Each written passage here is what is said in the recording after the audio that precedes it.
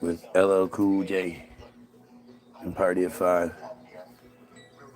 And you see these shows that have these premises where every week they're stopping this terror plot or having the shootout here or blowing up this or this that, and it's like these things never fucking happen. Never, never. Somebody's just this kid just opened up a cyber attack on the defense industry, and this young kid, he's just a young kid, and he was a super computer hacker who launched a cyber attack on the United States. The funny thing is, when people think back on it later on in life, they'll confuse shit like this with real life. They'll remember that, yeah, there were those. I remember that story, that kid that hacked the cybersecurity apparatus, and you know what I mean? Like that's just how this shit works, because it doesn't happen in real life. We're not nearly as in danger as they want us believing we are. They constantly have us believing we're in danger, we need to be saved. I mean, the majority of you Christians out there literally think that you need to be saved. Spiritually, theoretically, metaphorically, factually. You need to be saved. Jesus died for your sins. And you're like, man, I think I speed sometimes, I guess. But I'm actually like a pretty decent person. I don't lie, cheat, or steal. Like I'm a good dude. What sins did he die for me for? Get the fuck out of here. Yeah. Believing that this, that, and the other is for pussies makes you a pussy. I'm going to choose safety 100% of the time. Because, life is so fucking fragile. Life is so goddamn fragile. And the last thing you need to be doing is risking your shit, especially if it's like, you're in a car with somebody who's driving like a maniac and they're trying to look cool for you, and, you're just sitting there pretending to like it but scared out of your fucking mind. Though, I say this loud, I stand by this. Nothing threatens your life more. As an American, nothing puts you in more danger, especially of actually being killed, than the police. You're more likely to be killed by a rogue policeman, a misunderstanding with police, an accidental something with police, driving like a maniac, without his lights on or something like that. You're more than likely to be killed by police than anyone else, because police are the only people you potentially interact with on a daily basis that literally have the legal authority to kill you without any sort of repercussions. Most people at least have the fear of the repercussions. Cops just lie. Cops lie. They're allowed to mute and or turn off their body cams, which is something that shouldn't exist. But because of that, they can manipulate, and they do. There are so many stories that exist showing that. I can't actually show you. I can think of one time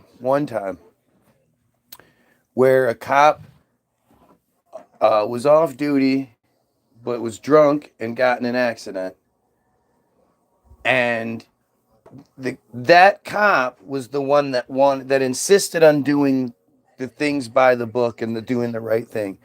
The cops that showed up, two were female, but one of the females, I believe, had been in a relationship with this other with the other cop, and she kept trying to do things like cuff him in front and do all these things. And he kept having to check her like, no, no, no, we can't show any sort of favoritism. Got to do it by the book, blah, blah.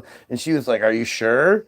Are you sure? She kept trying to break the law, but he wouldn't let her.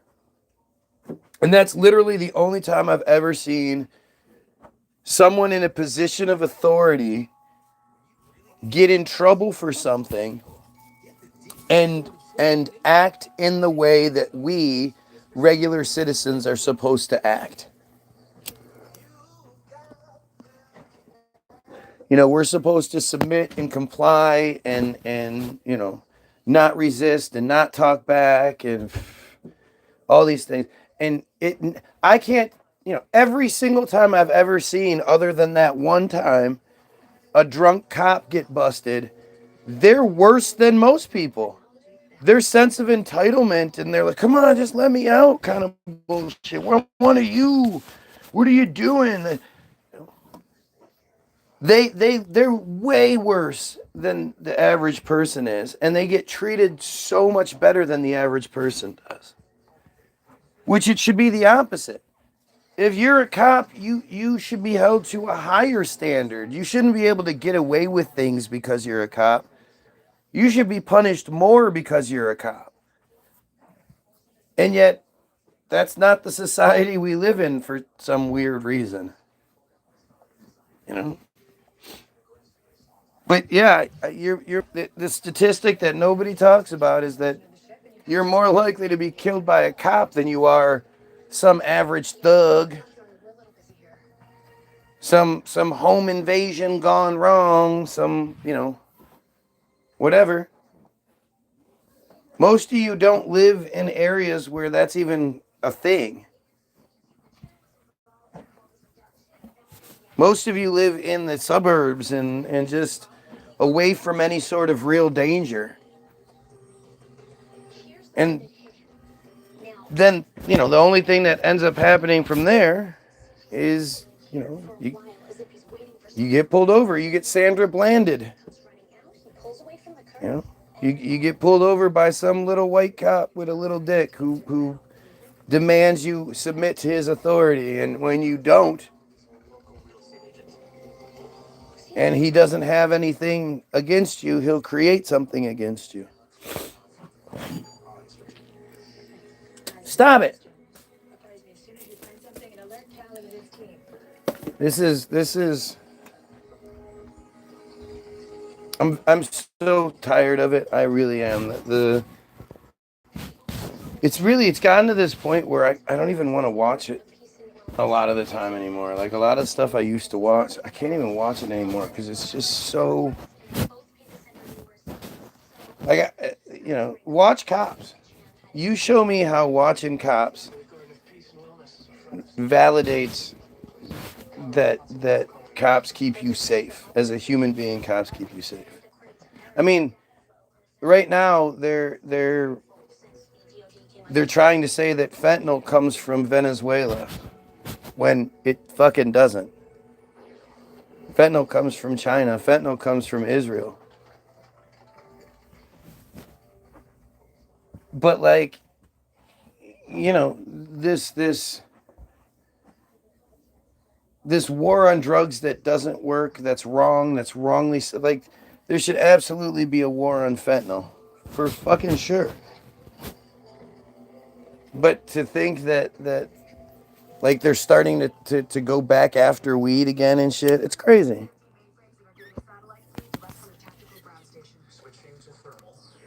The system they created puts the assholes in charge. Well, gives us the illusion that the asshole is in charge, but you don't actually see the true asshole in charge. You see the dingleberries, the hemorrhoids. They both are hemorrhoids, but who is the asshole? TBG lines.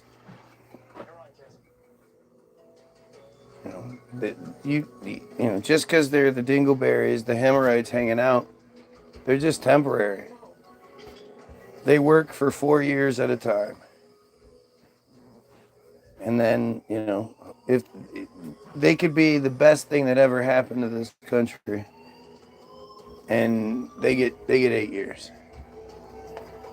Unless, they do what Trump's probably going to do, which is, for some reason, extend his... I mean, you remember the whole Sleepy Joe thing? How come he's not Sleepy Trump anymore? Or how come he's not Sleepy Trump? Old-ass Biden falling asleep was front page news. Trump's been falling asleep a lot.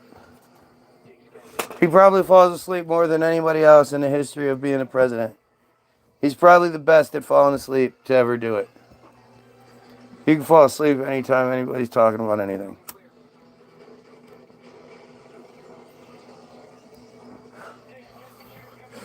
Doesn't look like resetting did much good. Now I have 1 viewer and 2 likes. Let's see here. The Julian calendar was proposed in 46 BC by Julius Caesar as a reform to the earlier Roman calendar, which was largely a lunisolar one. What the fuck? So what day was it in Roman calendar? It took effect on January 1st, 45 BC. All over the world? Where? By his edict. Because, of course, in a time where there was supposedly no communication,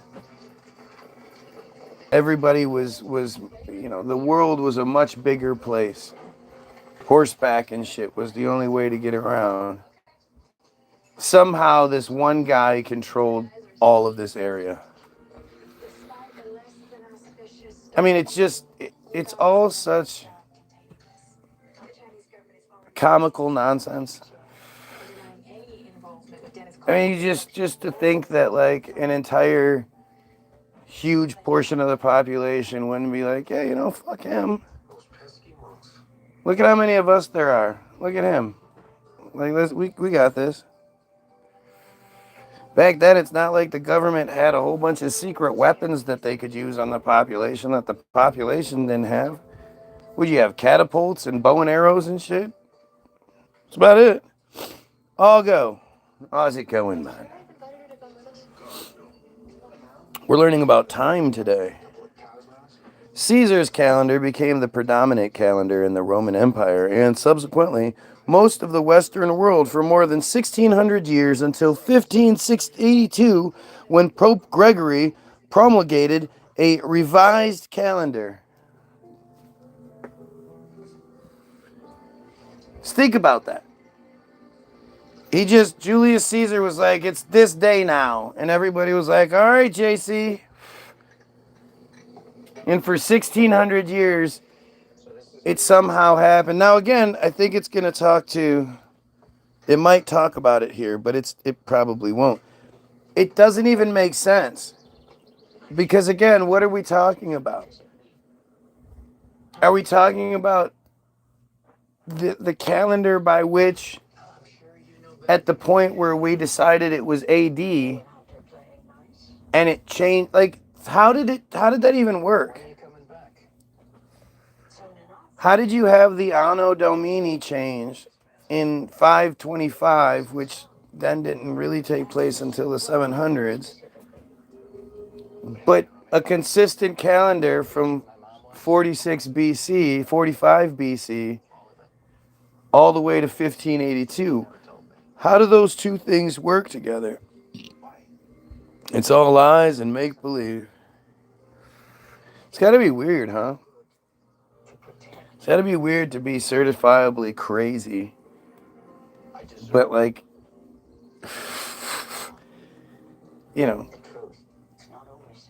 this is all stupid. This is all crazy. Ancient Romans typically designated years by the names of ruling councils. The Anno Domini system of numbering years was not devised until 525 and became widespread in Europe in the 8th century. So in the 700s. So again, this paragraph just completely, listen to this. Caesar's calendar took effect on January 1st, 45 BC. Caesar's calendar became the predominant calendar in Rome in the Roman Empire and subsequently most of the Western world for more than 1,600 years until 1582, when Pope Gregory promulgated a revised calendar. Ancient Romans typically designated years by the names of the ruling councils. The Anno Domini system of numbering years was not devised until 525 and became widespread in Europe in the 8th century. So how do you have a calendar go from 45 BC to 1582 when they in what would be 525 is 524. no Still using names. No, it's 525. In 525, Dionysus came up with the idea that it was 525. He just, they don't know how he did, but right. Not only did he names to 525. How maybe they make that distinction in that calendar. Maybe it says this is Pericles' year, and the next one's 525. Well, if I could actually get it out, maybe it would eliminate that question. But again, if we don't know what it was and who this guy was and why his calculation of it being 525, how he then convinced the population. There's no way you did all 3 rows already. Do them again. That was a half-ass job. Nope. You saw me do 2. Nathan? You saw me do the last 2. Go do it again. Make sure it's not half-ass. Thank you. But to think that you have this supposedly unbroken cycle that went through a significant change. Well, but was so the Anno Domini, the AD system, was created in what is now currently 525 AD. It wasn't at the time, but he decided it was. But that system of dating didn't catch on for another 200 years. So he just kept count all that time. So who kept count? And so you have it not happening until 700, where then everybody switches to AD. So how did the unbroken 1600-year calendar work then? You know what I mean? Like, did they use Monday, Tuesday, Wednesday, Thursday, Friday before they used the number system? 525? Did it? Yeah.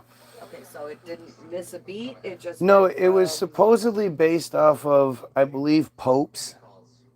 Like, it has nothing to do with what you would think it would be. Okay, it has nothing to do with. Is 524. John Paul, and then 525. And they didn't miss a beat. It's No. Tuesday. He didn't. No.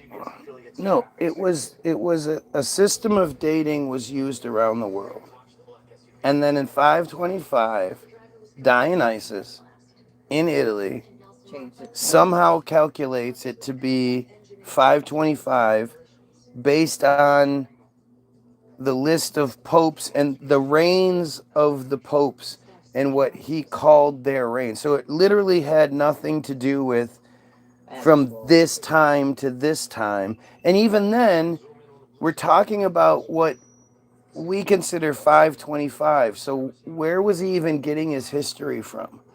What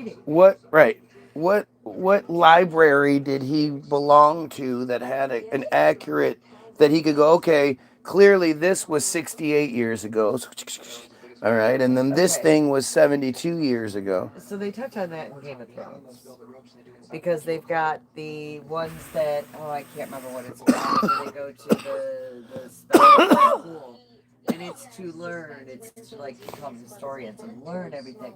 And they sit there and that's what they do. All these fucking old men that were not cool enough to, like, go do something better, get stuck in a room, They're like, okay, well, if this king, it says it reigned for, and it's never like a number of years. It's like a word that's supposed to represent a chunk of time, which is subjective, you know. Right. And they just kind of piece it together and Based on what this theorize. guy fucking his yeah. Well, yeah, I It's like was a there. hypothesis that then gets written down Right. and now becomes. So 525 could have been 1536. No For idea. sure. Or it could, you know, what I think is more likely is it's all just ChatGPT created. None of it's true. But you also have to think that, again, in 525, the concept of zero hadn't even been thought of yet. It wasn't until like 646 or something like that in India that some guy is credited with first coming up with the concept of zero. But that concept didn't reach Europe, where Dionysus would have lived, until between 1100 and 1300. So, and again, when you understand that the calculation of it being 525 wasn't based on any sort of mathematic formula. It was based on supposedly this pope lived and reigned from this time to this time. And then from this time, like, so, and those numbers were never the same. Sometimes a pope only was in a position for a few years before he would die. It really is just fucking fascinating. Popes are devil worshipping assholes. They have no idea they got deceived. Satan worshipping Pope Gregory. It's all just stupid. You know, whether you're talking about Satan or you're talking about a God that allows Satan to do what it does, you're being fucking foolish. It's fucking foolish. As much as I want my kids to learn the hard way and shit sometimes, I'm never going to put them in a position to where they can lose their lives or they could, you know. Well, you know what? Let me just bring in some random dude with a pedo history off the street. Let him stay in the house while I go off to me and the wife go out to a movie or something. And don't worry, we won't be back for a good 2-3 hours. We're gonna go out to eat afterward. So, you know, if anybody needs us, just feel free to call. Although we'll probably turn our phones off because we want to be alone. Hey, do you mind babysitting our 13-year-old boy who happens to be the same age as all the other boys that you violated? All right. Now, I'm going to leave you in this situation, my son. Hopefully it works out for you. Hopefully you make all the right choices to prevent yourself from being, you know, violated by this serial rapist who I brought into the house and who likes little boys. Hopefully that works out for you. Why don't while I'm gone, you just you mentally, you know, you send me messages mentally. Please, Dad, please protect me. Please protect me from this guy, even though you know I'll be gone and won't be there. Yeah. Right down.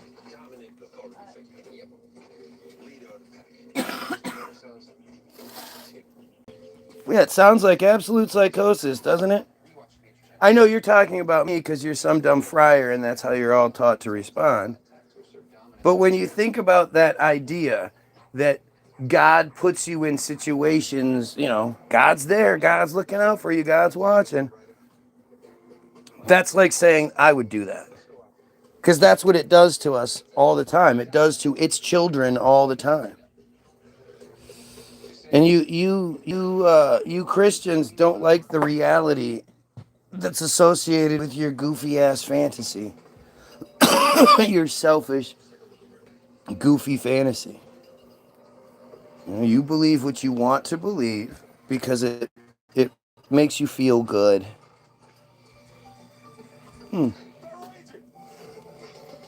Freier. Look it up for yourself. You know what it means. Oh, look who it is. What a surprise. He literally outs himself in the next comment. Yep, I'm just ignorant. God doesn't, but evil does. Yeah, that makes sense. Can't argue with. Here we go. Same old shit. Isn't it interesting how they show up in pairs like this and they show up? Isn't that interesting? Always able to see them a mile away because of their tactics. Because it's literally all they have. They can try their best and hope and pray that they can get the audience to think I'm crazy.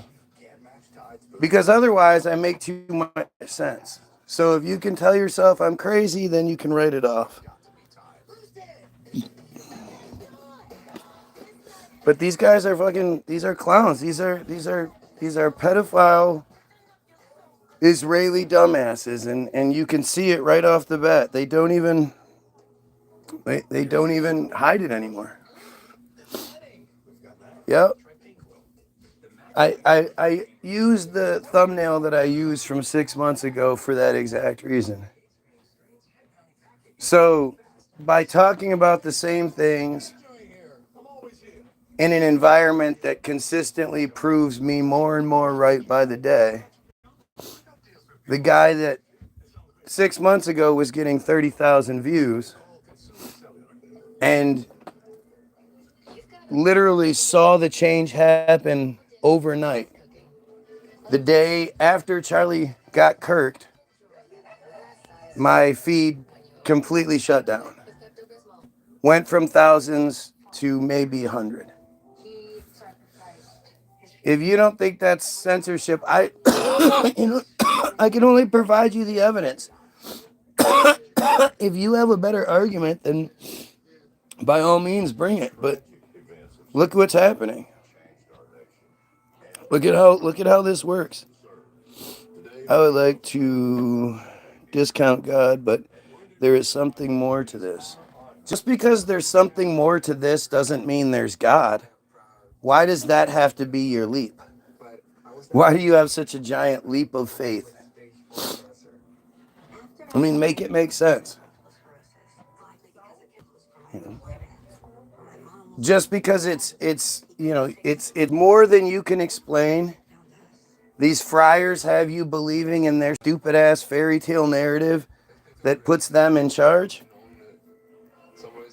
Just look at it.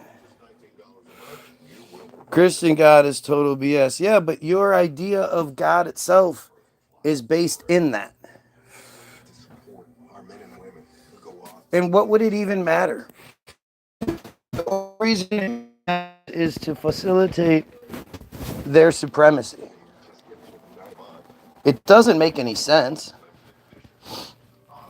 It doesn't actually, answer any questions or fit any real explainable narrative. It's literally only there to put them in the position they're in. Abrahamic religions are the most logical of the bunch. Islam and Judaism. Yeah. I mean, look at this. This is the kind of argument that comes my way. There is no legitimacy behind the argument. There's no substance. It's just restating the argument. But there's nothing behind that argument.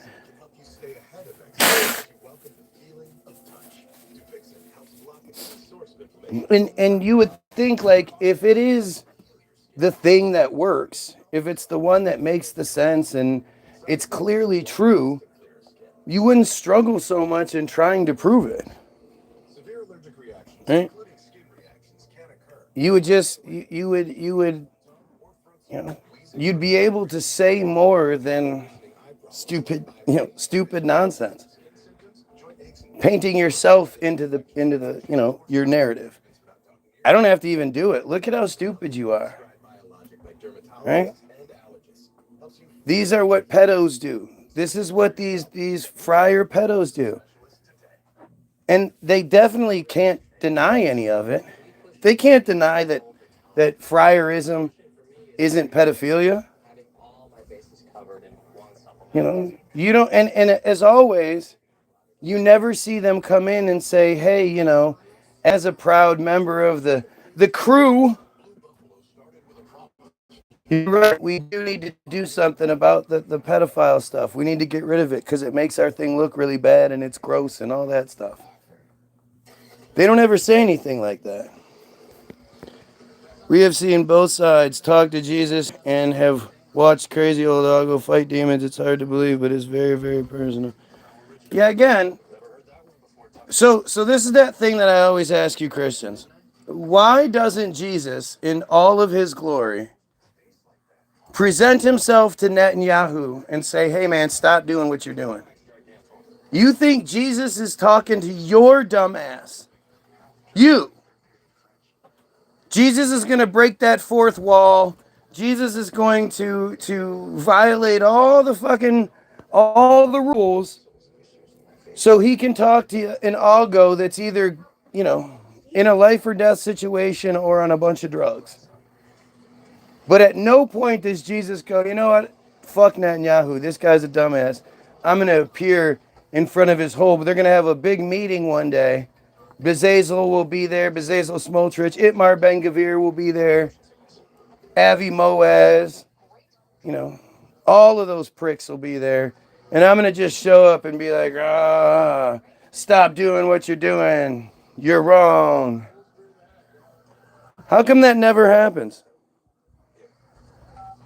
Everything you say is stupid. Yep. When I'm talking about killing pedos, when I'm talking about you pieces of shit, you piece of shit friars in your control scheme, it's all stupid nonsense.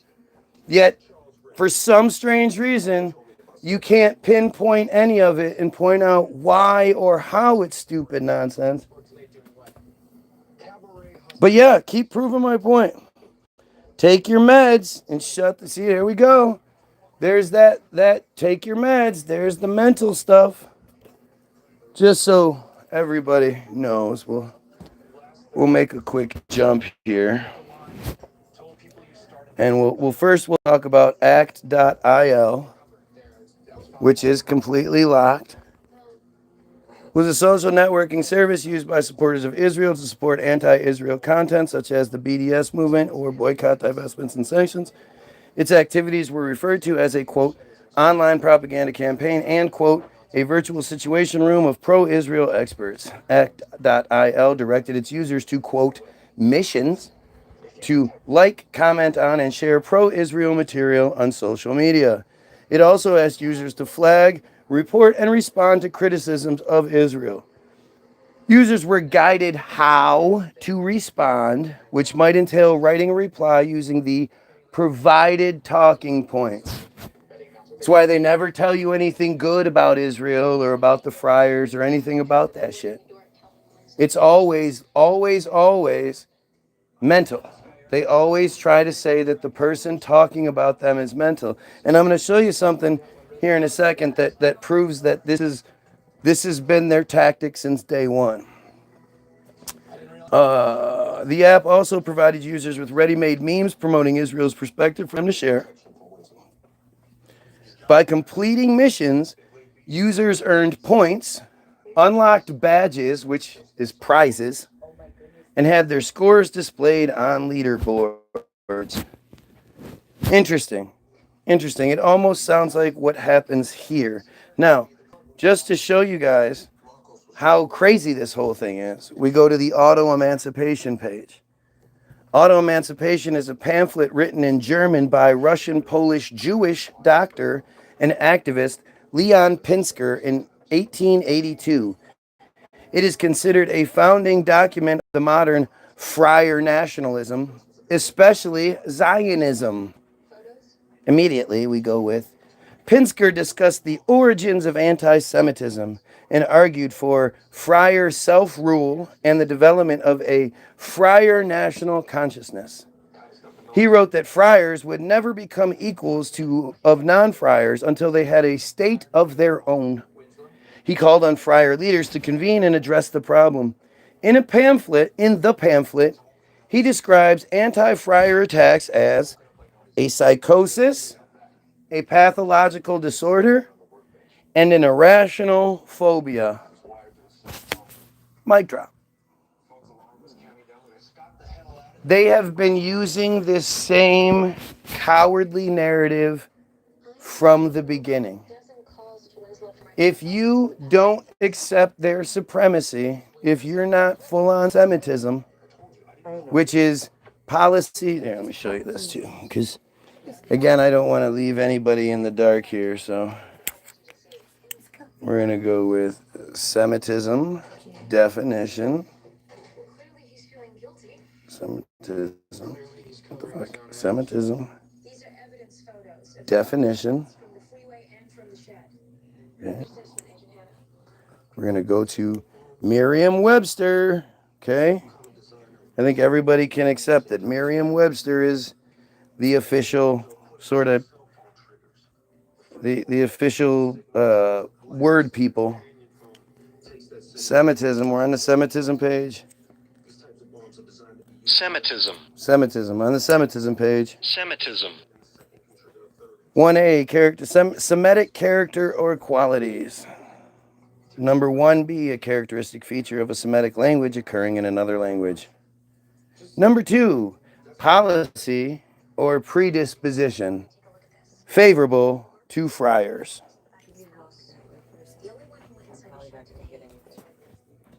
Policy or predisposition. What does predisposition mean? Predisposition. A predisposition is a natural tendency, inclination, or increased susceptibility to developing a particular condition, trait, or disease, often stemming from a mix of genetic, psychological, and environmental factors. That is interesting. That's interesting, don't you think? So that's policy or predisposition favorable to them. Right? So we get this, we get this. So what you guys need to really spend a day looking into is the Secure Community Network. Let's check out the Secure Community Network's page and not just the Wikipedia page. Building a security shield over the North American friar community to ensure our safety, security, and resiliency. That's pretty interesting. Report an incident is the number one thing you can do here. Somebody said something I didn't like. Stay informed. Attend a training. Find your security professional. Monitoring and acting on threats. Our team of analysts uses cutting-edge technology to proactively monitor for, identify, and investigate threats, disseminating actionable intelligence to respond to incidents and build a protective shield over the community. 5,409 incident reports in 2024.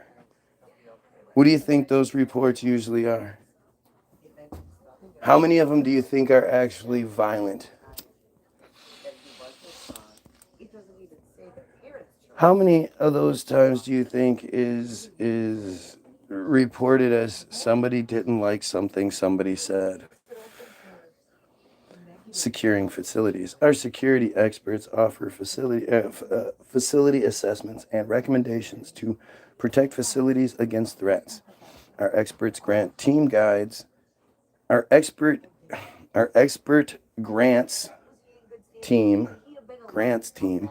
guides you through the process, start to finish, to obtain full government funding to make those security upgrades possible. How to get it for free. 1,095 facility security assessments in 2024, 23.7 million in funding secured in 2024.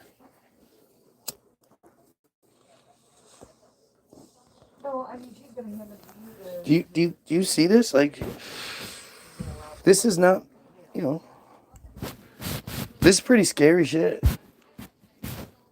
Empowering communities through training, led by safety and security experts.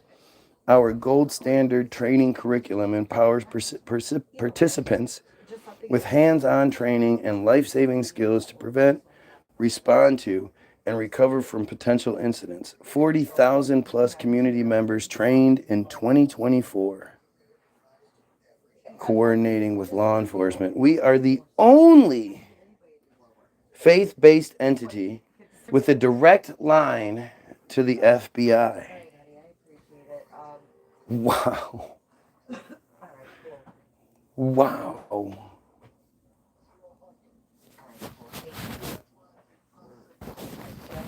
This is fucking nuts. Guys,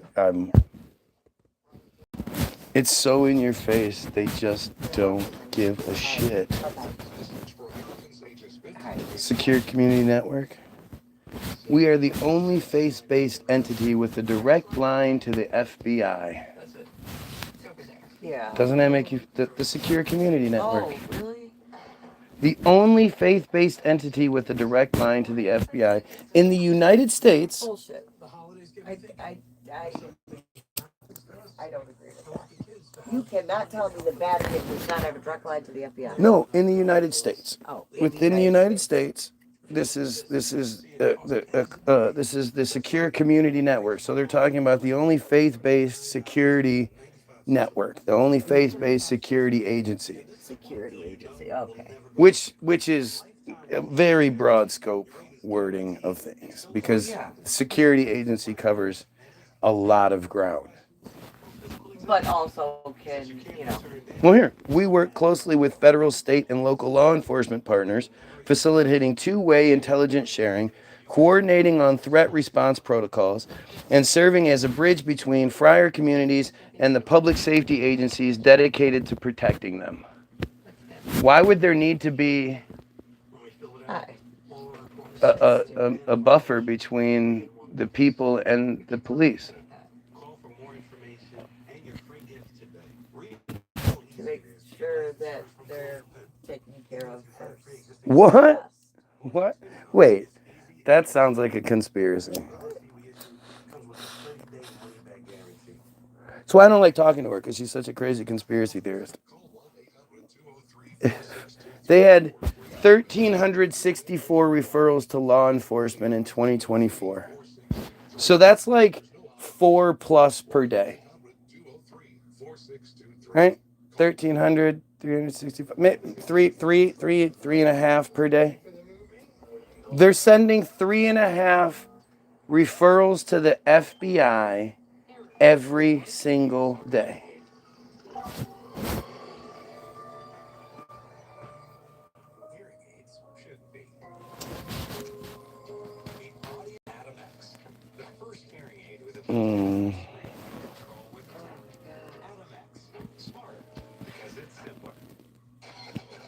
Yeah, 3.7, my bad. Okay, so 3.7. So basically 4.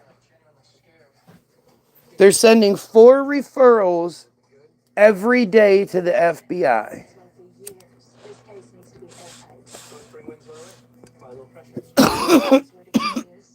I mean, remember...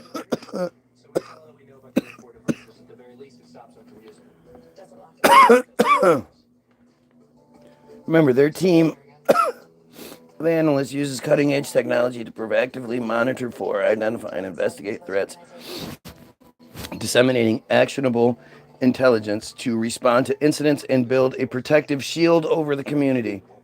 5,409 incident reports in 2024. I say 5,409? Yeah. 5,409 divided by 3. That's basically 15 reports every single day.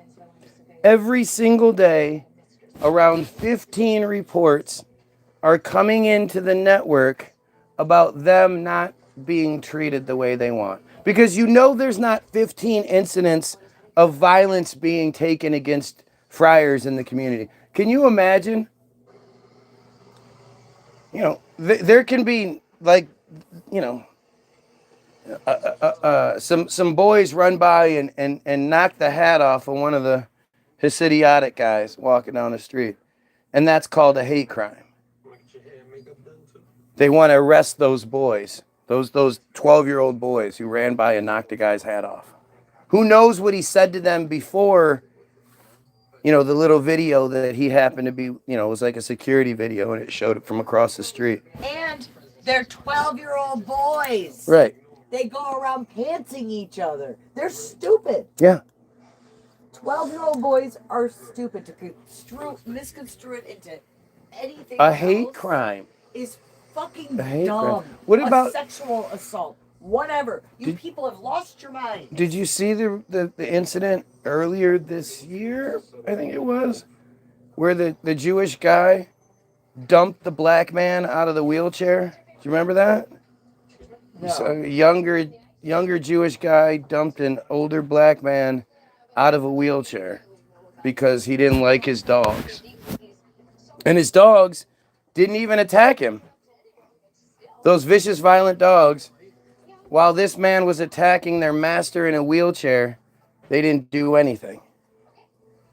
Can you imagine if it was a young black man who dumped an old Jewish guy out of a wheelchair?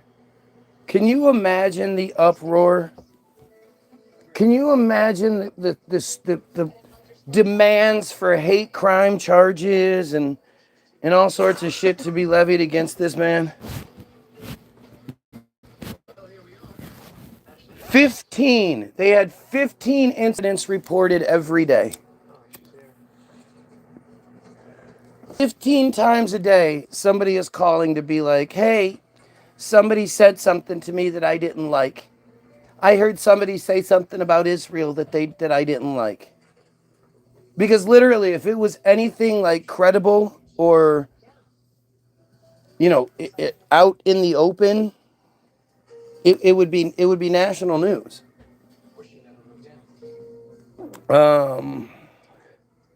Protecting local communities. Our local partnerships bring SCN's national expertise and best practices to your community by providing best practices. They always refer to it in that way that is not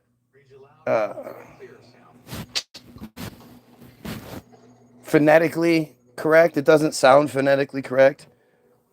They bring national expertise and best practices to your community.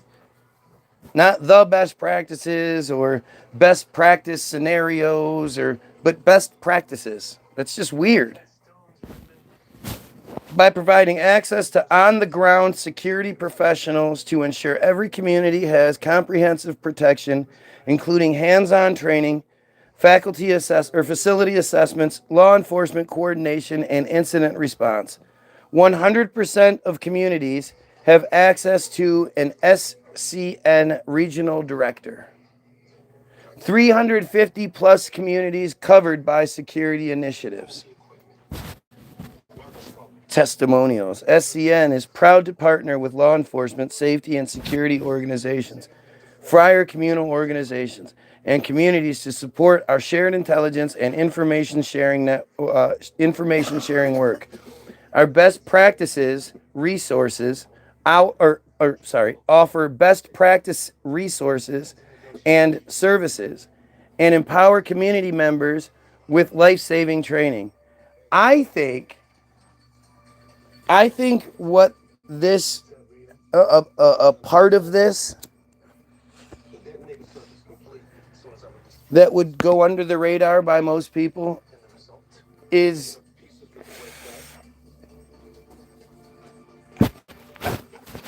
you don't see it nearly as like you're seeing it more lately for some reason, where you're seeing a lot of Israelis, people that are visiting from Israel, getting busted by pedo hunters. And I'm sure that has to do with the visa waiver program that brought them here without any sort of issue for them. And also knowing that if they get caught, then they just get sent home, right? Because that's how that seems to work. But if you watch early episodes of TCAP, you'll see a surprising statistic, at least from my perspective, because it's not highlighted by anyone in particular, which it would be if it was anybody else. If they would have caught, nothing but Arabs or 50% Arabs, they would have talked about how this is a huge problem with these Arabs that are here when they're doing this so frequently. And I would be willing to say that it's at least 40%, but maybe as high as 70% of the people caught, 60% of the people caught are friars in that show. And when you're talking about 2% of the American population being caught 40% of the time at the lowest, that doesn't make any sense. That's an impossible thing. And this was a consistent thing throughout those early years, but since then, you don't see it as much. And I think the Secure Community Network keeps that in place. As soon as somebody figures out that there's a hunter in the neighborhood or somebody's profile is this or whatever, for all we know, if they're looking for some prey, if they're looking for some blood libel, and they find some potential candidate, for all we know, they can send that candidate's information to the Secure Community Network, and they do, they vet it real quick, and they find out, is this a setup or is this a real deal kid? And if it's a real deal kid, they get a green light. Maybe I'm wrong. I could be wrong. I think it's worth investigating.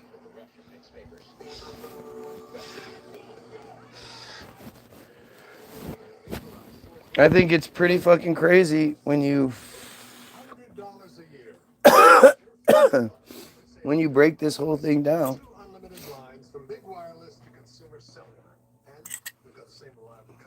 You'll find this link in the description, the link to the Secure Community Network Wikipedia page. You can pull it up if you want to and follow along, but it's about as fucking scary as it gets, man. I think it's scary.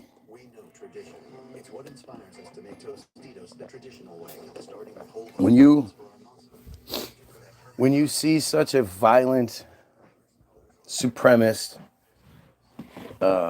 mean, brutal, careless, callous organization in such a position of power and having so much authority over the average person's life,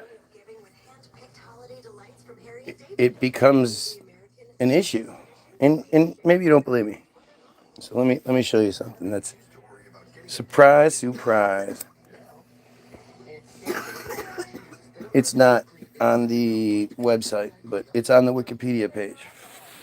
Secure Community Network is a friar security organization in North America. It works with hundreds of synagogues to provide safety guidance and threat intelligence.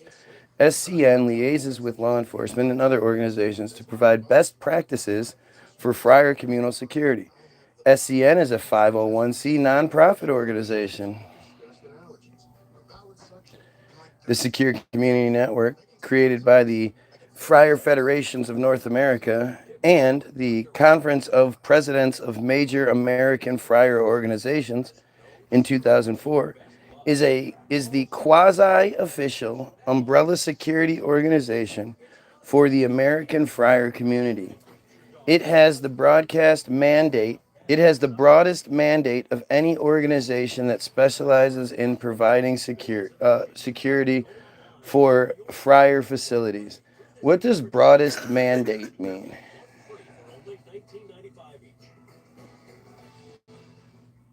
Broadest mandate. A broadest mandate refers to an authorization for a leader or government to enact sweeping changes, often following a decisive election victory like a landslide, where voters signal strong support for a wide-ranging agenda, e.g., economic, social, or policy, beyond a single issue, granting legitimacy for both or for significant action through its scope or though its scope is often debated, it can be overread by politicians. It implies a mandate for broad, fundamental shifts in government in governance or policy direction, such as FDR's New Deal, or calls for central banks to tackle broader economic goals. It's a weird word for them to use then, right there. The broadest mandate for providing security for friar facilities. The SCN replaced the ADL, the Anti-Defamation League, as the principal clearinghouse for friar security issues, though the ADL still trains law enforcement in identifying threats. Doesn't that seem weird? Why would the ADL, the Anti-Defamation League, train law enforcement? Do you, like, seriously, do you not? The Anti-Defamation League, they monitor the internet and you know, they monitor the internet for people saying things that they don't like. Why would they train law enforcement? Why wouldn't law enforcement train them? Where are they getting their expertise from to then train law enforcement? The aftermath of the Pittsburgh synagogue shooting in 2008 included arguably the most ambitious and comprehensive effort led by the JFNA ever taken to protect friar life in the United States, according to the New York Times. In addition to bringing in $100 million in federal grants through the Nonprofit Security Grant Program, NGSP, JFNA raised $62 million to secure every friar community in North America overseen by the JFNA's SCN. By 2023, 93 friar federations had full-time security directors, more than fourfold increase over the previous 5 years. SCN staff grew exponentially from 5 people in a small office in Chicago to a national organization with 75 employees stationed across the U.S. Based on like so it's multiple false flags, but this one it was like strange, like they almost had it, like almost it was like it was ready before the event took place, and the event was the catalyst necessary to enact what they needed to enact. Somebody has to do something about the speech they don't like. Yeah, no shit. But see, that's the beauty part about reading what they want us to read. I mean, what can they say at this point? SCN's analysts, many with backgrounds in military or private intelligence, monitoring the internet and social media for threats to prominent friars, synagogues, community centers, and schools. The SCN provides assistance to friar communities with hiring security directors, provides best practice materials, and gives security advice as needed. What are best practice materials? Let's see what it says. Best practice materials. Best practice materials vary greatly by field, but generally include office test guides, ACTs, SATs, GREs, platforms with realistic practice tests, bluebookkaplanstudy.com, personalized tutoring, subject specific resources, and foundational learning books. What? That doesn't seem like that's the right best practice materials when we're talking about security threats.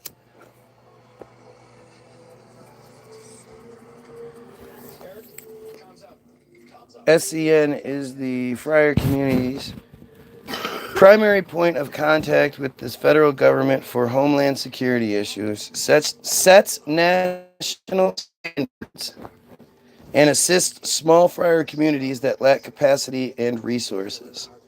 Major metropolitan areas with their own resources, such as New York, Los Angeles, Cleveland, Detroit, and Boston, formed independent security initiatives like the New York based Community Security Initiative, CSI, that report directly to local friar federation and partner with SCN. So the fact that they have an office here where I live, you think maybe I might have made the list over all of these years? You think it's possible? It's a possibility.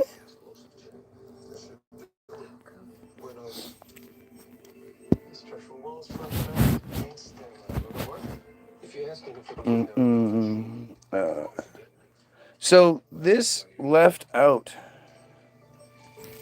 a big part. Maybe it's the oops. Belch. It's the Friar Federations. Yeah, okay. So this is because the JFNA, the Friar Federations of North America, formerly the United Friar Communities, is an American friar umbrella organization for the Friar Federations system, representing over 350 independent friar communities across North America that raise and distribute over $2 billion annually, including through planned giving and endowment programs to support social welfare, social service, and educational needs. Can I have that? Isn't that amazing? Nobody. When was the last time you heard somebody complain about those damn friars and their welfare? Isn't it always the black people on welfare that are the problem? You made the list when you named your band.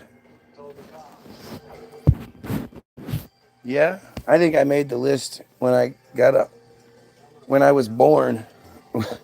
When I was born as a grandson of a Operation Paperclip person and the child of the black sheep of the family who married the black guy.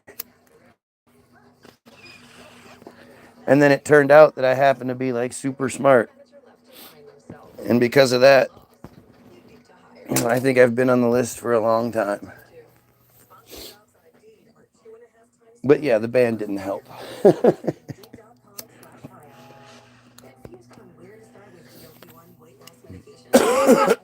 But we aren't the only one. Oh, god damn it. Oh. Oh, cool. It rolled out. Worked out well. Oh, yeah, because Febreze makes your house smell so good. I want my house to smell like hairspray. Oops, sorry. Sorry. Yeah. It's just everywhere, guys. It's the Conference of Presidents of Major American Friar Organizations, COP, commonly, is the umbrella organization for the American friar community, comprising 53 national friar organizations across the political spectrum. It was founded in 1955 to develop a consensus voice among friar organizations, especially to the U.S. government.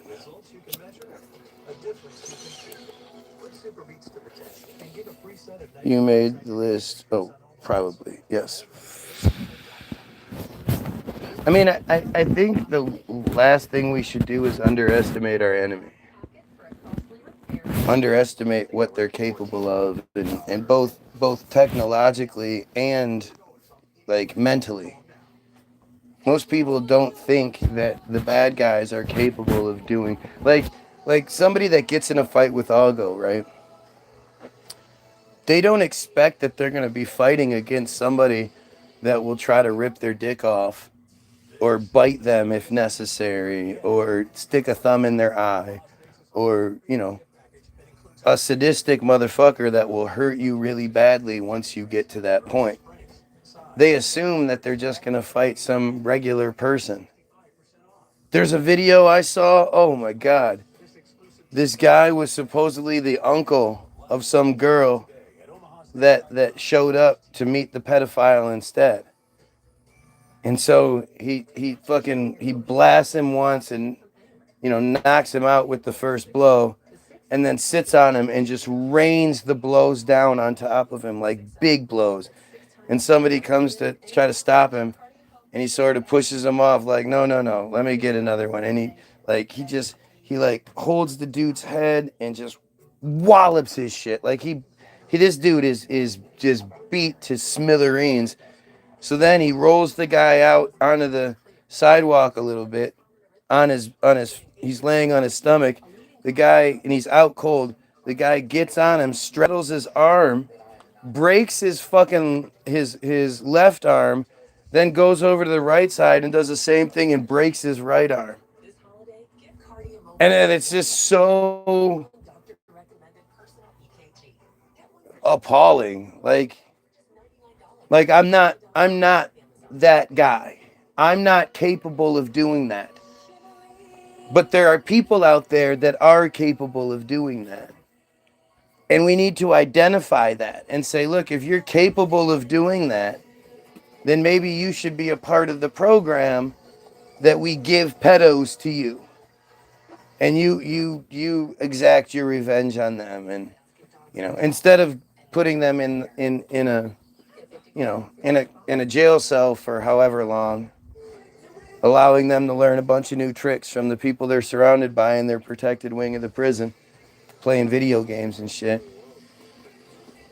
We should just give them to algos, people who will find good use for them. And I'm glad there are people like that out there. I'm glad there are people out there that are capable of going that far. I say I'm, but you never know till you're in that scenario. And it's interesting because that's not something I could even watch in any other circumstances. But knowing that's a pedo getting that done, I'm like eating my popcorn, like, yeah, do it. It's crazy. Along with the Friar Federations of North America, Hillel International, and the Anti-Defamation League, the COP is considered to represent mainstream Jewry, Jewry, in the United States. Since the 1970s, the COP's chairperson is the American Friar community's de facto spokesperson on international affairs. Mission. Dun, dun, dun, dun. The Conference of Presidents of Major American Organizations, COP, is the unofficial umbrella body of the American Friar community, formed to articulate the communal consensus generally to the executive branch of the United States federal government. I wonder, is there a Muslim version of this? Is there a Christian version of this? These things? In the 21st century, it has also become a representative communal voice to Israel and other communities. Yeah, which ones? Together with the Friar Federations of North America, Hillel International, the Anti-Defamation League, COP represents the mainstream of the American Friar community. You're just going to keep repeating that phrase? Its chairperson functions as the... Its chairperson functions as the community's de facto spokesperson on international affairs, especially regarding Israel, owing to the COP's capacity to forge consensus among the largest friar organizations and speak for the majority of the affiliated American friars.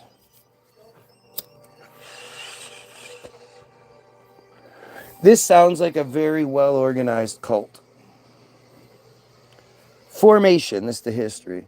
The Conference of Presidents was formed when friar groups felt a need to respond to the perceived tilt of the Eisenhower administration away from Israel. Is that who Eisenhower was talking about? You know, it's funny because, like, you know, I heard the Eisenhower speech multiple times, and you know, you say, is it the uh, is it the Illuminati? Is it the you know, Freemasons? Who is he talking about? Where's the puppy? Oh, you didn't let him in the backyard, right? Okay.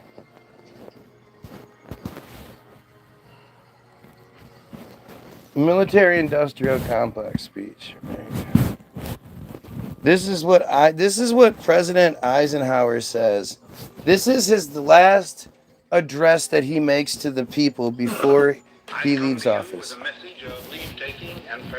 January 1761. When a new president is coming to power, as John Kennedy. Okay, let's. Who's leaving office? Eisenhower. General. From the President's office in the White House in Washington, D.C., we present an address by the President of the United States, Dwight D. Eisenhower. The President discusses science and national security, the first in a series of addresses scheduled in the next several weeks. Ladies and gentlemen, the President of the United States. My fellow citizens, my subject tonight is science in national security.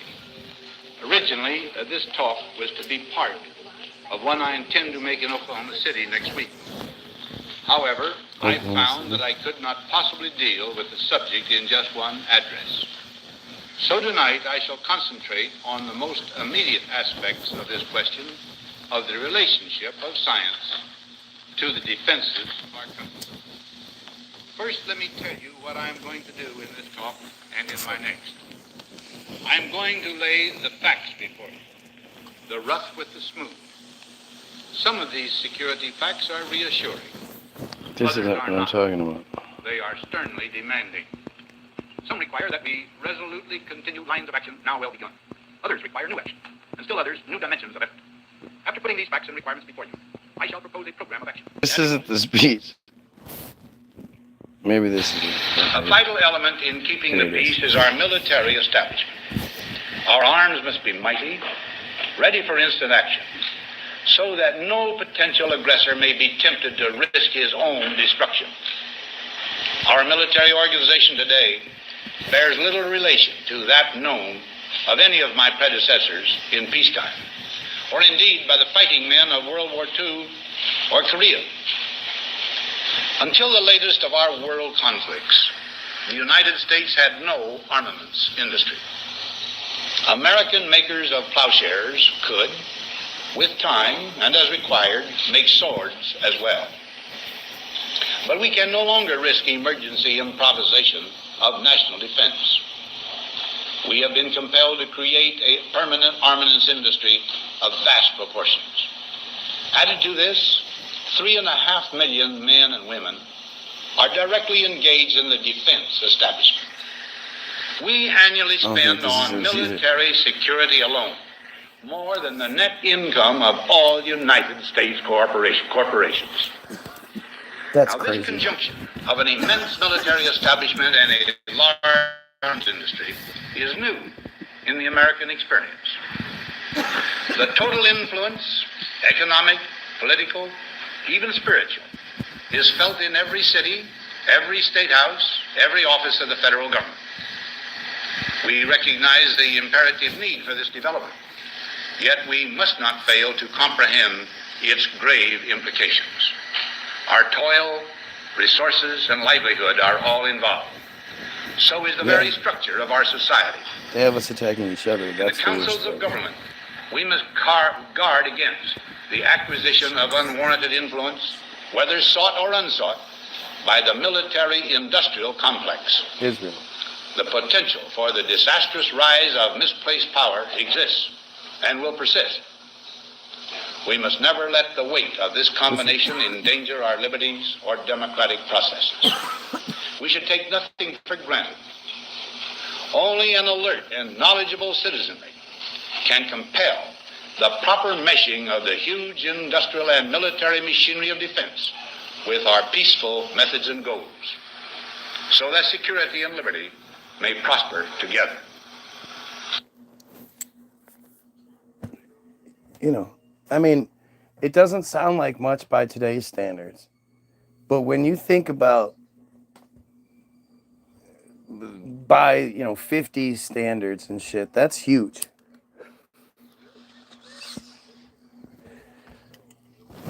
And there's just, to me, there's just so much more to it that I don't even know, man. I don't even know what the fuck I'm doing anymore. It doesn't even seem like the people want it to be better. Some do.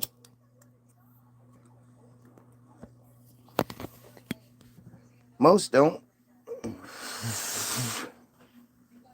If I could take the red pill and eat or blue pill, whichever one it is, and my steak would be juicy again, I would really like it. But I'm just, I don't know. I mean, I see like light seeping through the cracks, Obviously, there's cracks in the foundation with the light seeping through. Even if it means the majority of the people that we're seeing are controlled opposition, it means the system had to give us the controlled opposition because that narrative was rising up. They didn't used to have to give us the Ian Carrolls.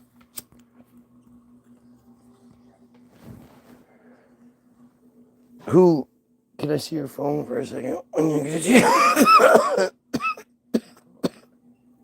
That's no rush.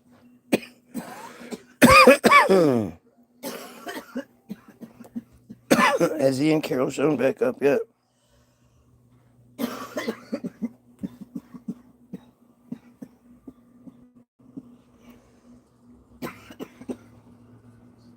It's always interesting when these guys disappear for long periods of time.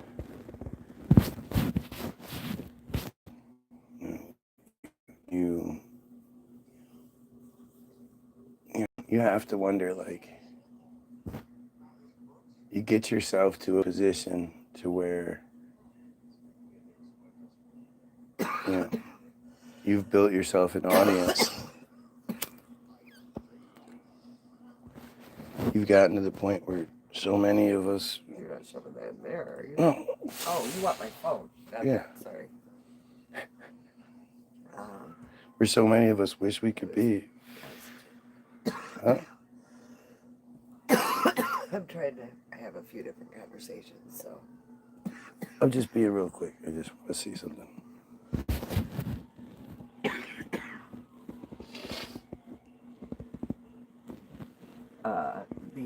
No, okay, so office manager stories. at the old school is appalled So at the letter I received. yeah. Not right now. That's all I was gonna say.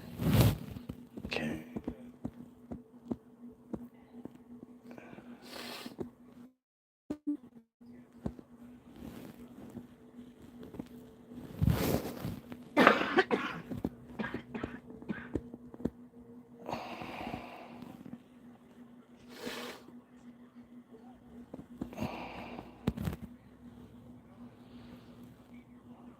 Okay, so Ian Carroll's gone. So where the fuck is Ian Carroll? That's really interesting.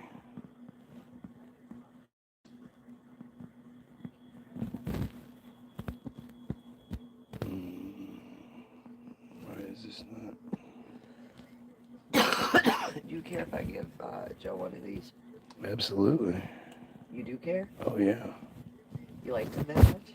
I'm so kidding with you, but. I was shocked because I didn't think you'd really like him. Okay, so did Rather choky. did Ian Carroll get censored, or what's going on? All his pages, there is no Ian Carroll. Did he Do block you see a time? No. Do you see a time where everyone will realize they have been programmed? Yeah, I think it's inevitable. I just hope it's not too late. because it's either we realize it and do something about what's going on, or they realize we're about to and fix the situation, lock shit down, which it seems like they're in the process of doing.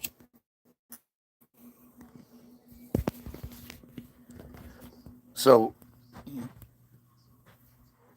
like I don't see how it ever gets better for them. I don't see how they like there's no way Israel comes out of this looking okay. No matter what the end result is, they're going to look like unbelievable monsters. I mean, this has been going on for 2 years. This is pretty significant.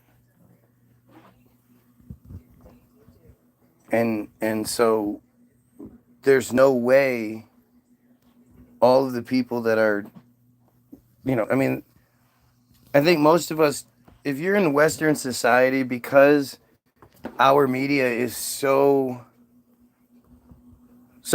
controlled, such a manipulation, you don't realize just how huge the pro-Palestine, but sort of figuring it out that it's not pro-Palestine, it's anti-Israel, but it's not anti-Israel. That's the part where I'm at, where it's like, yeah, I see you guys making that switch, but you're switching to the wrong thing. You're still switching to a distraction. Yep, the psychopaths are working it pretty good. They are. They're trying to. Right now they're pulling this Venezuela bullshit because we're supposed to give a shit about Venezuela, not Israel.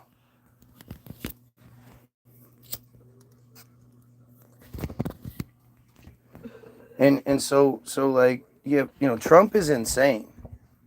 Trump is fucking insane. Did you see his shit about Somalia? Did you see those comments yet?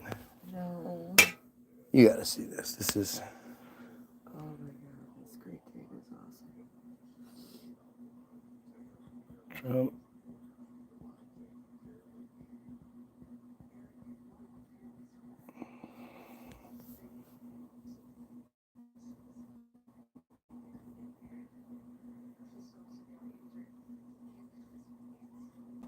Where do I get it? I just want the short so I don't have to go through all the bullshit.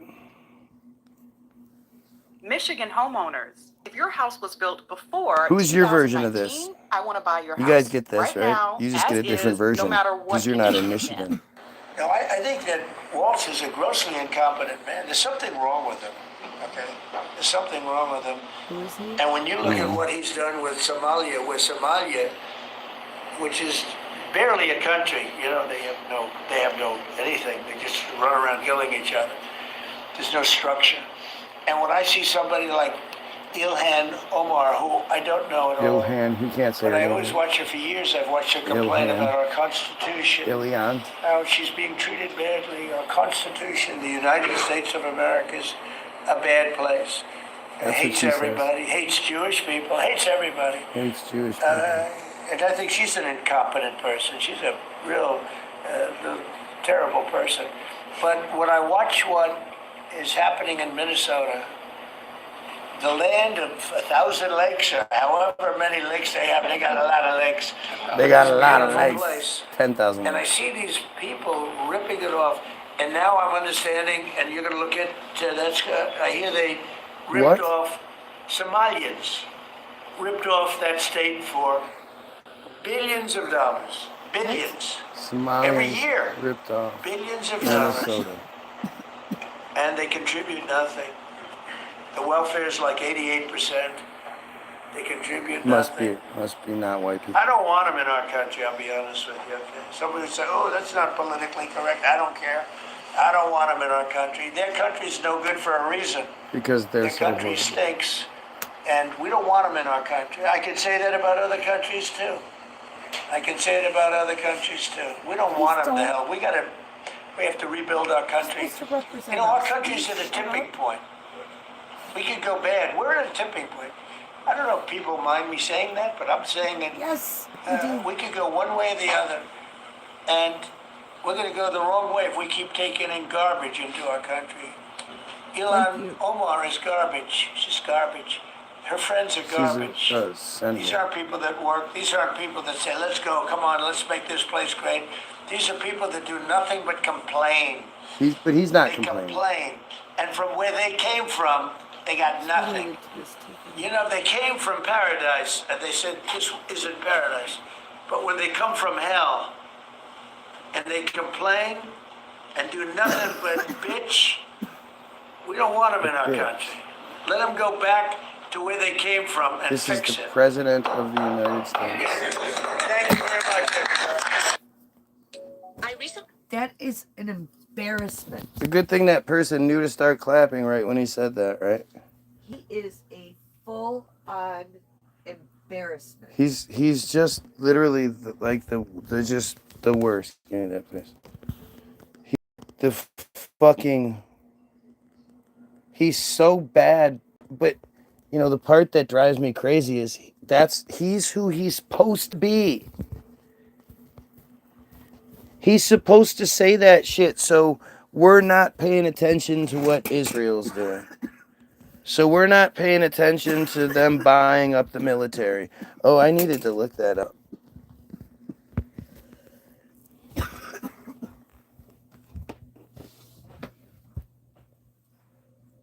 Privatizing military.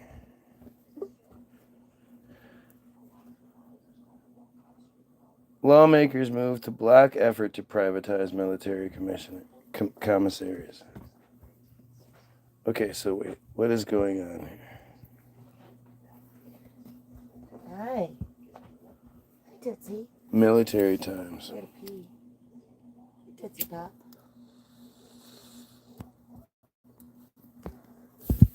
How do you still support Trump, any of you? How does that fucking work?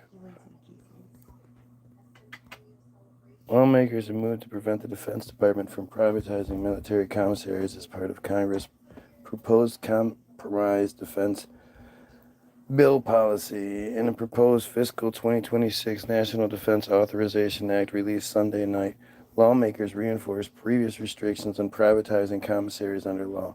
The proposed legislation includes language stating that DoD may not take any action that conflicts with an existing provision that restricts private companies from managing the commissary system or a commissary store. Fucking weird. Let's see. So it's not coming up like that. Let's see.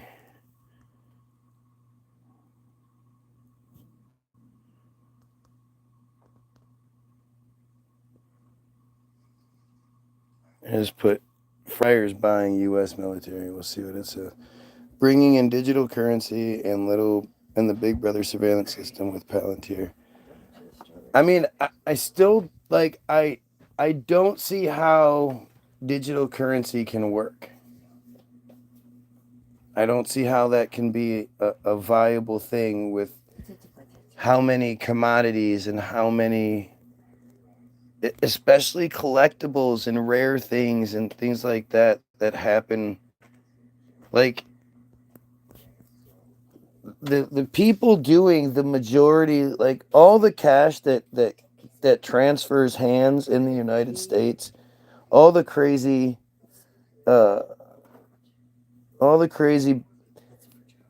different things that take place in the United States where the most amount of cash is transacted, is transferred. Like it has nothing to do with poor people. All of the money that we transact on a regular basis, all of us poor people combined, doesn't even come close to the amount of money that they transfer each other secretly, you know, doing all sorts of collectibles deals and all that kind of shit. So I wonder how that would work. The myth of Israeli innovation by the Jewish currents? What is this? Israel has long relied on Western patrons for arms and backing, even as it has cast itself as a security innovator the West can't afford to do without. Reese McCold. June 4th, the Times of Israel reported that in 2024, annual Israeli arms exports had reached an all-time high of 14.8 billion, with Europe buying 54% of the weapons. The article noted that Israeli officials had previously been concerned that Western European allies may cancel weapons deals or sanction Israeli manufacturers over the country's war of extermination in Gaza. Once the record-breaking export figures came out, however, Israel's war ministry what?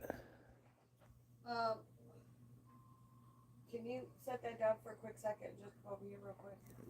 Hang on a second.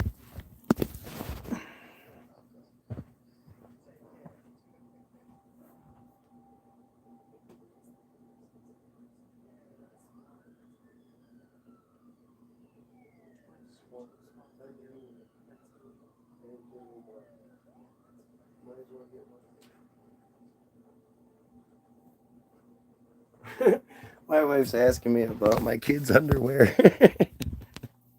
And she knows you fucking pervs are here, so.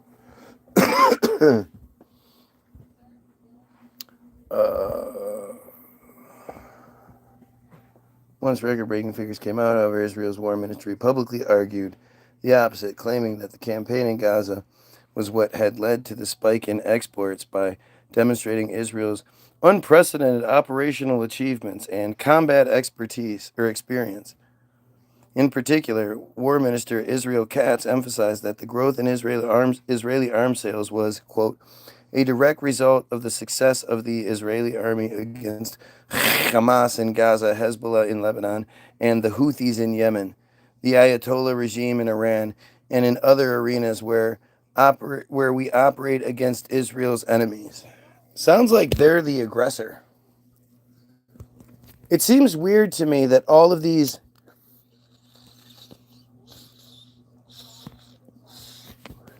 different groups and countries and whatnot don't realize that they're all being targeted by the same enemy. And they come together and do something about it. Why doesn't that happen? This is a long article. I'm not about to read all this shit. Holy shit, this is a really, really long article. U.S. aid to Israel more than pays for itself. Don't buy the lefties' lies. Is this AOC? This is AOC. AOC's rant. It's a rant. It's weird how it's the same language. Rant at Sunday night's Mandami rally was only a tad more unhinged than her usual, but she amplified a nasty leftist lie when she said the military aid to Israel is why there's poverty in America. We demand, declared AOC, that we pay to care for our own people instead of the flattening of Palestinians. Wow, what a horrible thing for someone to suggest. She is a crazy, crazy person. Zohar Mandami says he finds it, quote, hard, end quote, to explain to tenants of Queensbridge houses why, quote, they have to live in substandard conditions, quote, while we spend, quote, billions of dollars to drop bombs that kill tens of thousands of Palestinians. Seems like these are reasonable questions. The canard, they always use these words, that Israel is skimming the cream from America to oppress Palestinians has become a popular trope among anti-Zionist and anti-Semites left and right. The gross insinuation that absent aid to Israel, all America's social needs would be answered. That's not it at all. But do you see how they do? They do, like, literally, this is the same shit that they do to me. Oh, so what you're saying is if this happens, then oh, this is the answer to all the problems, right? That's what it is. So by exaggerating what's being said, I mean, literally, I've been pointing this out so much lately. To then see it in the bigger picture element is just so interesting to me. Yes, under the U.S. Israeli Security Assistance Memorandum of Understanding, the Jewish state gets an annual $3.3 billion voucher to buy U.S.-made military equipment. That is not what it is. It is not a voucher to buy equipment. But even still, that whole narrative in itself is such an insulting lie. Yeah, no, we give them money so they can buy stuff from us. Well, then, aren't we just giving them the stuff? Why do we have to circumvent the reality by saying they're stimulating our economy by buying weapons from us when that's not what's happening? We would do much better to not give them any fucking money. That's not nothing, but it pales against the $1 trillion a year America now spends on defense, including $40 billion to $45 billion in support of Europe. First of all, our own defense is one thing, and then Europe benefits the United States. Israel doesn't benefit the United States even a little bit. There's nothing. There's no good that comes out of it. And that doesn't count the nearly $200 billion we're giving Ukraine to frustrate Moscow's European ambitions. The theoretical $200 billion that everybody talks about but never gets put through, never actually happens. I mean, it's fucking stupid, but the reality is Ukraine is them-crane. That's where, there's a reason why we care about Ukraine. It's because it's full of them. It's such just a dumb ass fucking joke. It's a dumb ass joke. And as I say, we just get nothing out of this other than negative. This is why everyone hates us. Because we support genocide. But they just keep saying it like, yeah, okay, well, yeah, there's this, and they don't get a voucher. They get a cash. They get cash. They just say it's military, but they get cash. They can spend it however the fuck they want to spend it. There's no oversight. There's no monitoring of that cash. It's a joke. And it's just one of many nations that do. Canada gives them $2 billion. Australia gives them 1.2. Who knows how much Germany's stuck on the line for?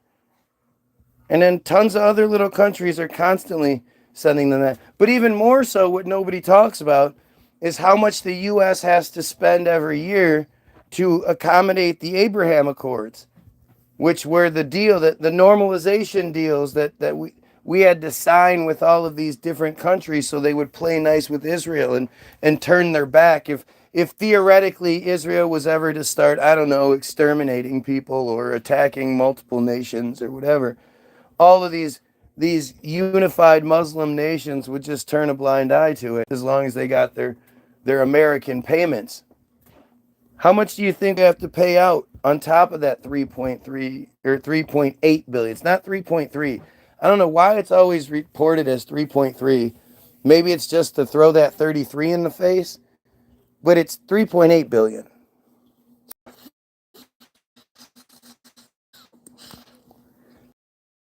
Extra money do we pay to all of the stuff that goes to benefit Israel, especially the Abraham Accords?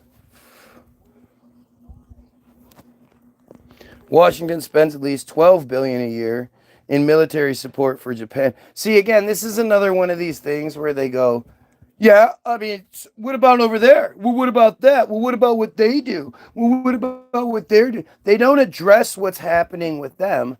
they just try to, deflect and say, well, what about them doing it? Well, what about them doing it? They're doing something similar. With $12 billion a year for Japan and Korea, where we station about 80,000 troops, those nations reimburse us for roughly a third of the cost of protecting them from North Korea, China, and Russia, of which Israel, again, does not do. We get no benefit from that. We don't have the stationed troops over there.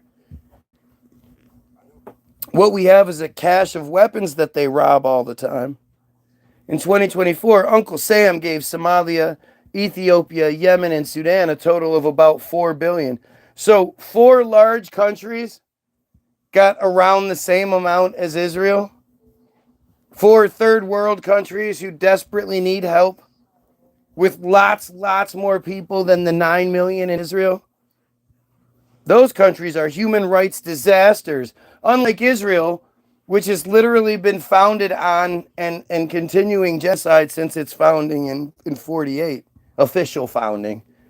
Although, according to the Havara Agreement, between 33 and 39, 60,000 German Jews started colonizing Palestine already. So, signing that deal with the Nazis, the Havara Agreement.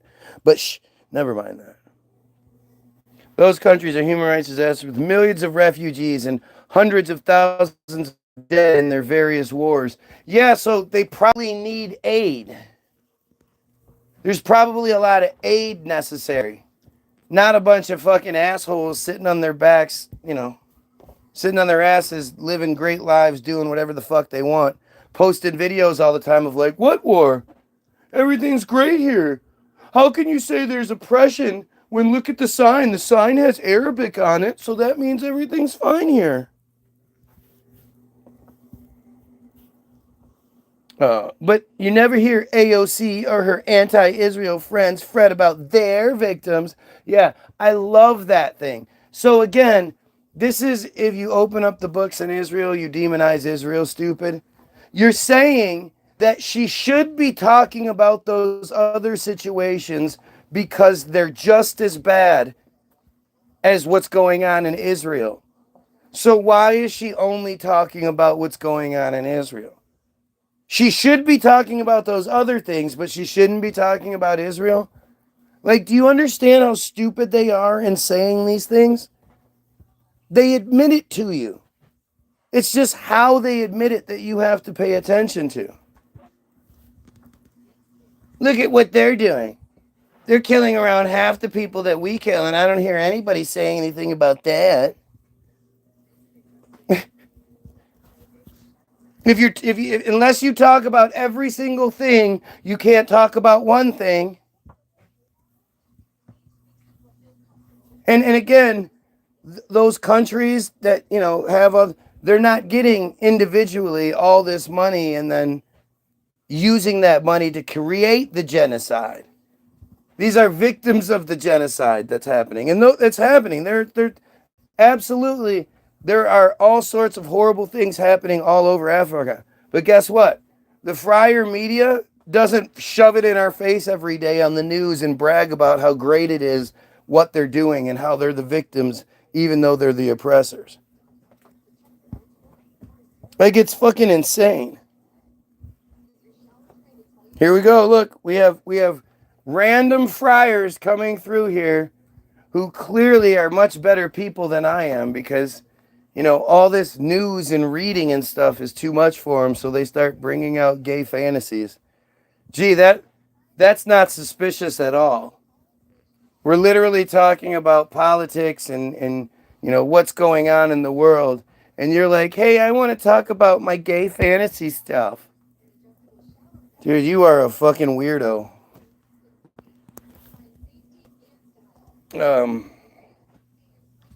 Israel spends roughly $25 billion on defense every year, and it gets aid from America. And the aid it gets from America is not significant, but it's hardly make or break for either side. What are you even talking about? That's so stupid. And that the $3 billion is more like 15 billion shekels. But, we're not gonna talk about that part, right? We also benefit heavily from Israeli technology and intelligence sharing, from its position in crucial and volatile region, and from its service as a laboratory to field test American weaponry. Wow, that's a fucked up thing to say. So that was the thing that when I was talking to AI about it, and I was like, can you give me a concrete example of how the U.S. benefits from Israel? And it would say things, those exact words, intelligence sharing and technology exchange and blah, blah, blah. And I'd say, yeah, but that's just something that you can say. That's not a provable anything. Can you prove that in any way? Can you show me how, we benefited from some specific technology exchange?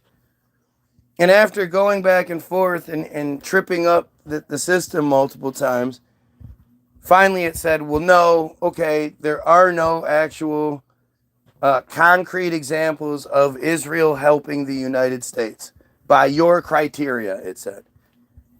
And again, my criteria is something that you can actually point to, a specific event, a specific incident, a specific piece of technology, something like that. And AI couldn't find anything. You can absolutely make the case that some U.S. aid to other countries has been foolish, but the crowd pretending that Washington doesn't get real value for its support from Jerusalem isn't actually looking to benefit anyone here at home. These haters simply despise the Jewish state and the Jews. Oh. Like, okay, so it's one of these things where, again, so if that's the case, if it really is just because so many people hate your special state that only you have, and your special cult, do we ask why? Why does everybody hate you so much? Or is that one of those things that we ignore in the conversation as usual? Because that's literally the go-to is, well, they just hate us. Well, why do they hate you? I don't just hate anybody who's, somebody walking on the street and I'm like, oh, I hate that guy. Look at that guy. I hate him. He looks just like me. I don't like his jacket. I hate him. I think he should, live. I think we should oppress him and take his shit and shoot at him and bomb him and starve him and all that. Because I just hate him. Like, it's wild, man. But nobody, this is how the narrative is always presented. And then there's never that follow-up. Why? Why doesn't, that's the end of it. Oh, that's how they did it. That was their mic drop. And it's only because everybody hates us, hates Israel, the Jewish state, and hates us.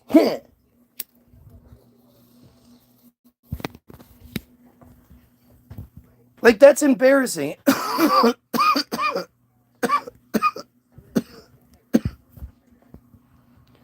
If I was in that group and that was the best the group could come up with, I would be embarrassed. I wouldn't want to be a part of that group. Everybody just hates us for no reason whatsoever. There's just no reason at all. Like, it's such an arrogant stance and just a really goofy one. America makes high returns on investment when it comes to Israel military aid. This is the jns.org. I can't wait to hear it. Jason Chiavelli. Gee, I wonder who his loyalties are to. Let's see what this says. Despite Israel's recent promise to eliminate all tariffs on U.S. goods, President Trump has so far refused to eliminate its 17% tariff on the Jewish state. Well, we're going to do it. You do yours first, and then we'll do it. We promise. No. Just you do it. If you do it, then we'll take ours down. No. We'll do it. You just trust that we'll do it. You do it. This is from April 15th, 2025. Israeli Prime Minister, bitch-ass, piece of shit, hope he dies, Benjamin Netanyahu, visited the White House earlier this month, attempting to persuade Trump to reduce or eliminate this tariff. Trump's reply, "We already give Israel so much money." Mr. Trump, the United States doesn't give Israel aid. It makes an extraordinarily high return investment. That's what this is? Holy shit, I can't wait. It's true. The United States provides Israel $3.8 billion, at least he's saying it, in aid, which is just cash, each year, plus billions more over the last year and a half due to the current war in Gaza Strip that followed the Hamas-led terrorist attack in southern Israel on October 7th. Gotta always paint that picture. But this aid isn't really aid at all. It's an investment that returns billions of dollars more than it costs and benefits to U.S. security and defense industries. American taxpayers can rest assured that this investment delivers a far greater return than that of U.S. aid granted to any other country. U.S. support for Israel is crucial for securing American interests in the Middle East because Israel's enemies, Iran, Hamas, Hezbollah, the Houthis, the H's, are also America's enemies. They're America's enemies because of our association with Israel. That's why. They hate us because of that specific reason. That's it. Are also America's enemies. Israel often does the dirty work of combating these enemies, so America doesn't have to. Furthermore, when Washington does act directly in the Middle East or elsewhere, it often relies on Israeli intelligence, battle-hardened experience, and military cooperation to do so. Oh yeah, they've cooperated with us in so many different things and helped us so many times. Again, couldn't be pointed to by AI in any sort of form, but all right. U.S. support for Israel delivers technological and economic benefits for both countries. Most of this fiscal backing, for example, goes towards buying American military equipment, supporting tens of thousands of American defense jobs. That is such a stupid thing. That's like you give your kid allowance and be like, all right, well, you have to go buy me dinner. Every single time I give you money, you have to give it back to me. Like, it's just such a fucking dumb thing. Arguments on the right and left of the American political spectrum against continued U.S. investment in Israel just doesn't stand up to scrutiny. U.S. support for Israel doesn't contradict American interest in any way, nor does the U.S. exercise undue influence over Israel because of the support we give it. Yeah, we get zero influence over Israel. That's a dumb statement. Like, why would that be a negative thing? Why would it be a negative for us to have influence over the country that we give the money to? But suspending investment in Israel as a contingent of Congress members have proposed would compromise U.S. security, financial stability, and Middle East strategic interests. Oh yeah, how? If Trump wants to bolster the U.S. economy and prevent unnecessary expenses, he will reduce tariffs on Israeli goods and increase U.S. investment in Israeli military capability and technological innovation. You know, all those Israeli goods you buy? Can you guys think of anything that you buy out of Israel that you just can't live without? U.S. investment in Israel helps protect both countries from our mutual enemies. Right, because here in the United States, we're in danger. You know, all those times that we've been attacked. All enemies who seek to destroy Israel also want to destroy America, not to mention the rest of Western civilization. Oh, that's a pretty lofty fucking claim. Do you have any evidence to support that? Indeed, the ultimate goal of Iran and its proxies is to create a global Islamic caliphate. Oftentimes, Israel has saved America the trouble of having to militarily intervene directly to combat mutual enemies. For example, Israel's air attack on Iran last year wiped out much of its missile production capabilities, compromising Iran's ability to manufacture missiles that can be used by it and its proxies to attack the Jewish state, U.S. bases in the region, and Arab allies of the United States. Oh, yeah? Because of all those times Iran has attacked other nations, right? Show me.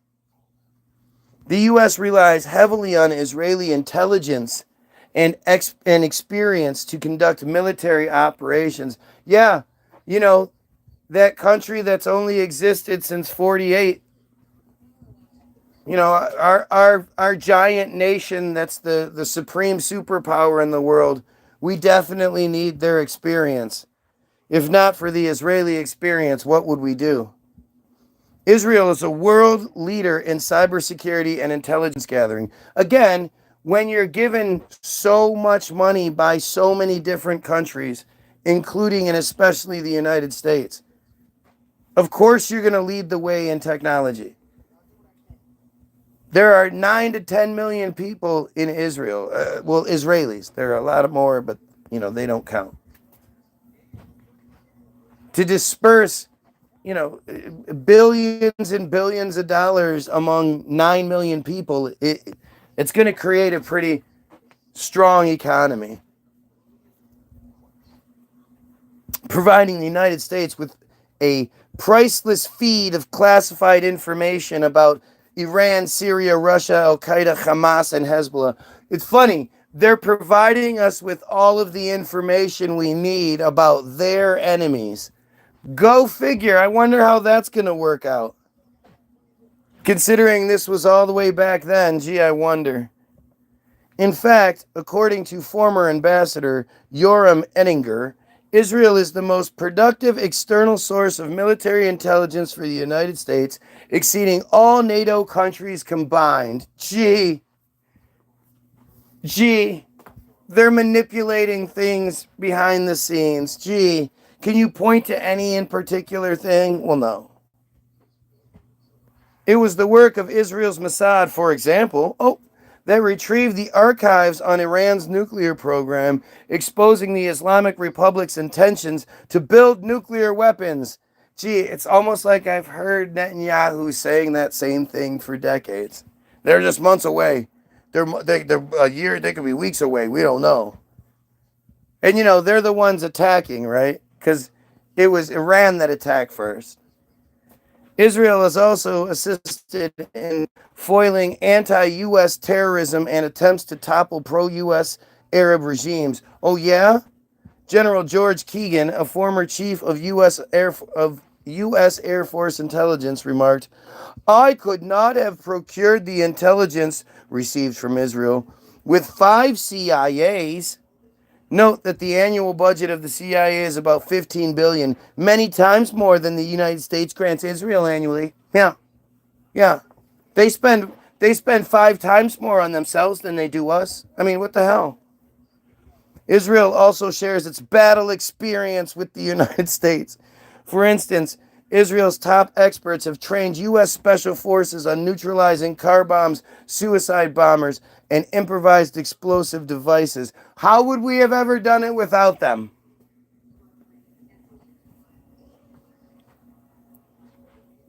U.S. What's this say?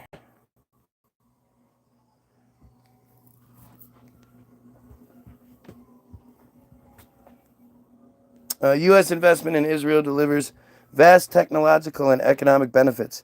Per bilateral agreements, Israel must spend 70% of U.S. financial assistance on American military equipment.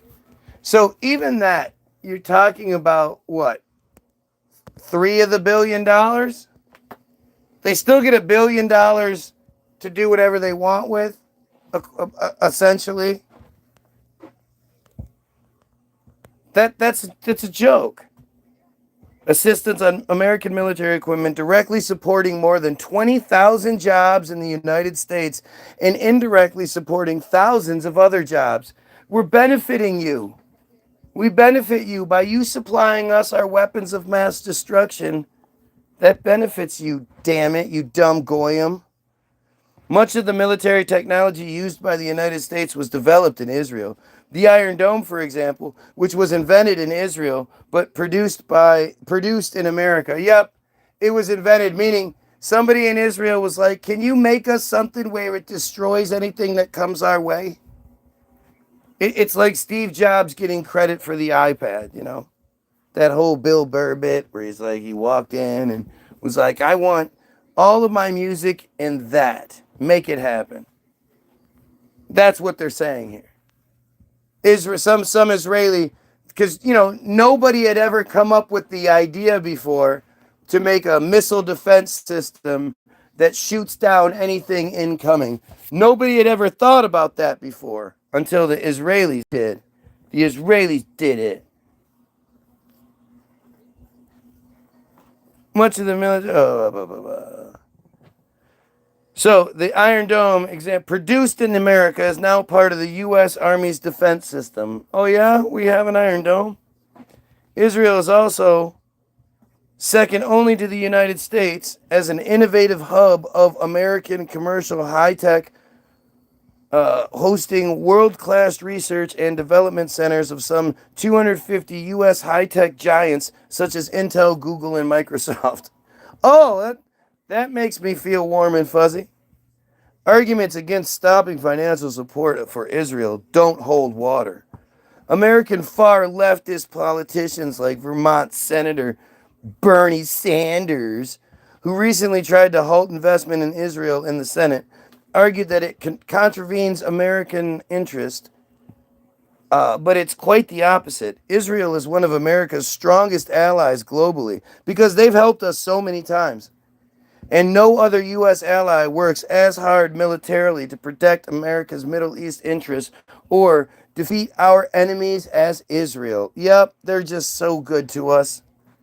Even better, unlike foreign countries like South Korea and Japan, which both host tens of thousands of American troops, Israel has never requested American boots on the soil, nor will it ever. Right, just give them all the money and weapons. Give them all the money and weapons and tech and everything like that. And we have tons of boots on the soil. We have tons of cannon fodder. Finally, consider Ethiopia, Jordan, and Egypt, which, along with Israel, are among the top 5 U.S. financial aid recipients. They make virtually no positive contributions to America, but rather absorb billions of U.S. dollars to resolve their own deficits and dysfunctionality. U.S. tariffs will harm Israel's economy and make Israel weaker, which contravenes American interests. Trump's tariffs also harm the strong, mutually beneficial relationship between the United States and Israel. Damage to U.S.-Israel ties only buttresses our mutual enemies who believe they can take advantage of tensions between the two countries. If Trump wants to make the United States stronger and more financially efficient, he could do no better than increase investment in Israel's military power, not into our own country. All right, guys. All right, if you need more, go find it for yourself. Have yourself a great day. Go check out all of the links in the description. Have yourself a wonderful afternoon, and pedophiles, fucking kill yourself.